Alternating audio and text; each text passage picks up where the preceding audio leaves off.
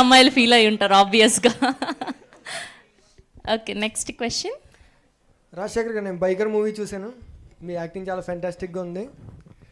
So ఈ వేదికను ఉపయోగించుకుని మన తెలుగు ప్రేక్షకులందరూ క్వశ్చన్ నేను అడగాలనుకుంటున్నాను.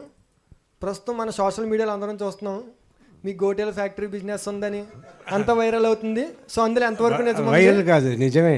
నిజమేనా సార్? గోటి అందరు జాబ్ జాబ్ జాబ్ అడుగుతున్నారు, నేను ఇవ్వలేకపోతున్నా. నిజమంటారు? అవును. Okay, thank you. And next question please. Mike ఎవరి దగ్గర? డైరెక్టర్ గారికి ఈ question. Yeah sir, congratulations first of all మీ అందరికి.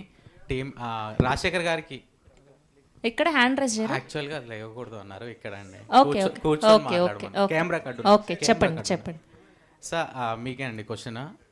మీరు అంటే చాలా మంది ఇప్పుడు ఓల్డ్ హీరోస్ అంతా, అంటే ఓల్డ్ అంటే అని ఏమనుకోకండి, యాంగ్రీ యంగ్ మ్యాన్.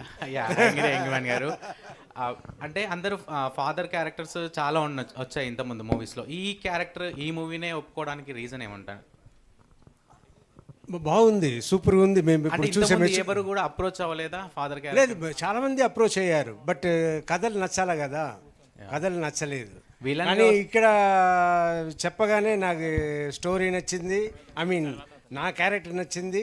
అలాగే నేను మంచి క్యారెక్టర్ చేయాలంటే సినిమాను బాగుంటేనే కదా రేపు నా క్యారెక్టర్ బయటపడుతుంది, సక్సెస్ అయితేనే కదా.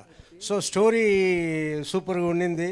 ఇంకా సర్వా గారు హీరో గారు ఇన్ని ఉండి సరే చేద్దాం అని అనుకుని చేశా. విలన్గా మళ్ళీ ఛాన్సెస్ వస్తే చేస్తా. పెద్ద చూడాలని ఉంది సార్ మాకు. అవును, నేను పెద్ద villain. Thank you sir, thank you so much. Okay, and next question please. Sir director గారి క్వశ్చన్ ఇది. అంటే ఇప్పుడు టాలీవుడ్లో బైకర్ లాంటి ఫిలిం ఇప్పటి వరకు రాలేదు. అంటే ఇలాంటి ఫిలిం ఒక హీరోకి ఎలా మీరు ఒప్పించారు? కథ చెప్పి ఒప్పిస్తా.